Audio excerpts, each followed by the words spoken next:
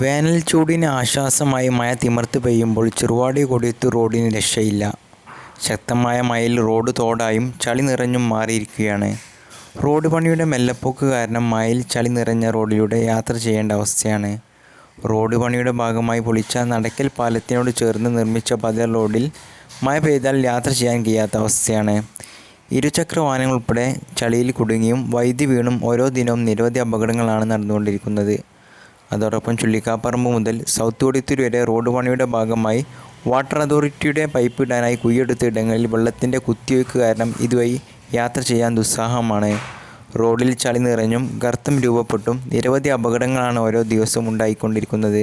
ഇതിന് ഉടനടി ശാശ്വത പരിഹാരം കാണണമെന്നാണ് നാട്ടുകാർ പറയുന്നത്.